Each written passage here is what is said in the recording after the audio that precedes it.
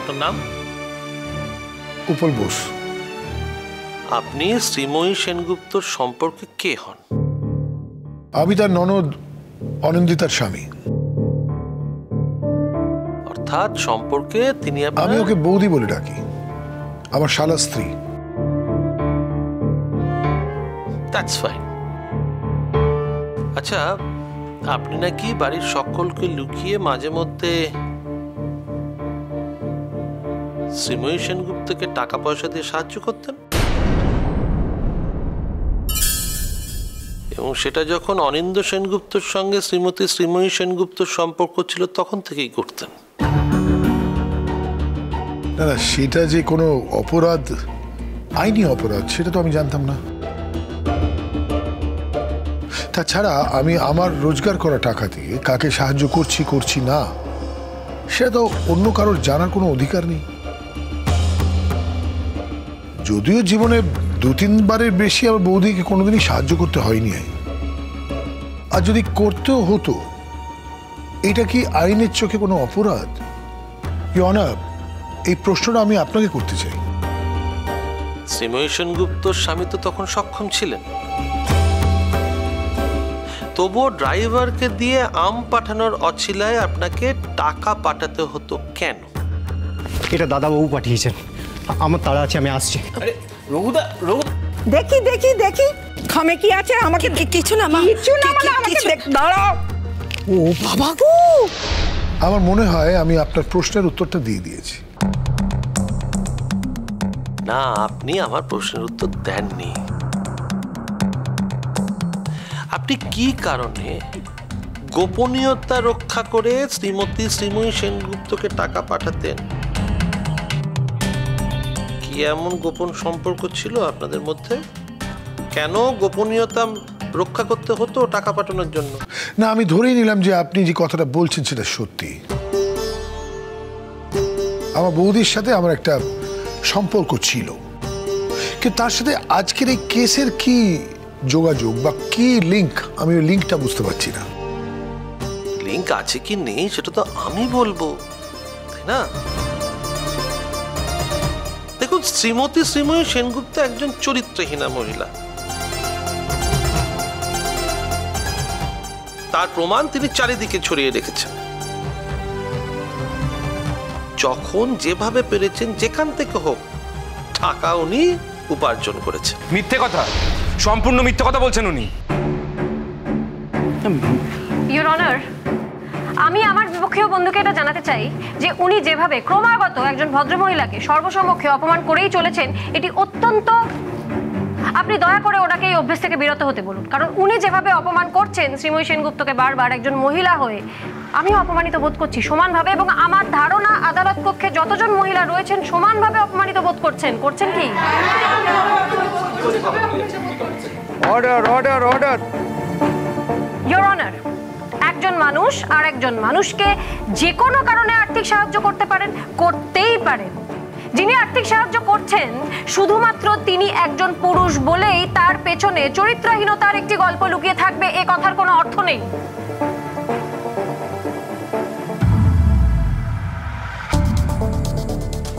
এবার আপনি বলুন, আপনি কেন টাকা দিয়েছিলেন? প্রয়োজন ছিল। কিসের প্রয়োজন ছিল? পুরো ঘটনাটাই খুলে বলি। সেই সময়টা শ্রীময়ী সেনগুপ্ত একটা স্কুলে চাকরি পায়, আর ঠিক একই সময় শ্রীময়ী সেনগুপ্তর ভাইয়ের ছেলে রেজাল্ট খুব ভালো করে এবং নিজের পিসের কাছে আবদার রাখে একটা ক্যামেরার।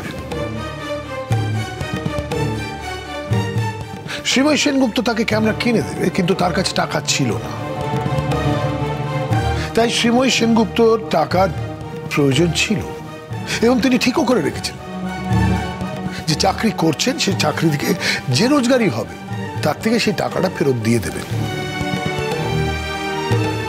কিন্তু এমনই প্রেশারাইজড হলেন ফ্যামিলি মেম্বারদের কাছে, মানে নিজের স্বামীর কাছে, নিজের শ্বশুরের কাছে, নিজের শাশুড়ির কাছে, যে শ্রীময়ী সেনগুপ্তকে ফাইনালি চাকরিটা ছেড়ে দিতে হলো। এবং এবার শ্রীময়ী সেনগুপ্ত ঠিক বুঝতে পারলেন না যে এই যে চাকরিটা চলে গেল, ওনার যে ইনকাম সেটা বন্ধ হয়ে গেল। এবার এই টাকাটা উনি শোধ করবেন কিভাবে, এই কথাটাই উনি নিজের ছেলে প্রত্যুষের সাথে ডিসকাস করেন এবং প্রত্যুষ ওনাকে সাজেস্ট করে আমার সাথে কথা বলতে এই বিষয়ে।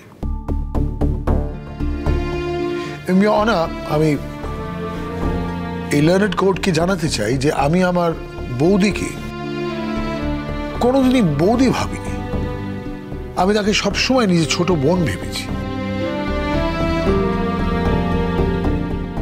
এবং তাকে স্পষ্টভাবে জানিয়েছিলাম যে আমি সারা জীবন ওর দাদা হয়ে থাকব। কোনো প্রয়োজনে আমাকে ফোন করতেই পারেন তিনি। তা আপনাকে এই গোপনীয়তার আশ্রয়টা কেন নিতে হয়েছিল? আপনি তো সরাসরি টাকা দিতে পারতেন। না, পারতাম না, কারণ শ্রীময়ের শ্বশুর বাড়িতে তখন সেই পরিবেশটাই ছিল না, সেই অবস্থাই ছিল না। তো আমি যতটুকু জানি, যা শুনেছি আর কি, আপনাদের গোপনীয়তা ধরা পড়ে গেছিল।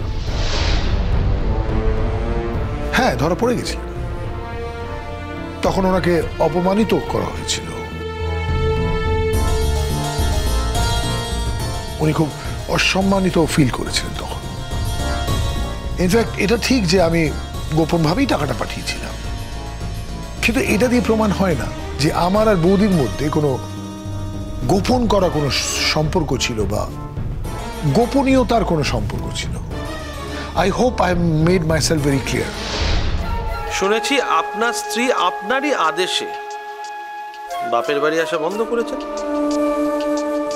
আমার স্ত্রী খুব ইন্ডিপেন্ডেন্ট এবং নিজে একটা চাকরি করেন, যেটুকু ওনার রোজগার তাতে উনি নিজেকে চালাতে পারবেন। আর নর্মালি আমি আদেশ করে থাকি না, কিন্তু যদি ওনার মনে হয় যে আমি কোনো আদেশ করেছি এবং উনি পালন করবেন না, তাহলে করবেন না। ওনার যদি মনে হয় যে আমি ওনাকে অপমান করছি, সেটা উনি সহ্য করবেন না। ওনার আমাকে ছেড়ে যাওয়ার যথেষ্ট সুযোগ আছে এবং বললাম উনি খুব ইন্ডিপেন্ডেন্ট। এবার আমি আপনাকে একটা প্রশ্ন করতে চাই জয়শঙ্কর বাবু, মানে তাহলে আমার স্ত্রী আমার অত্যাচার সহ্য করে বা আমার অপমান সহ্য করে এতগুলো বছর আমার পাশে আছে কি করে?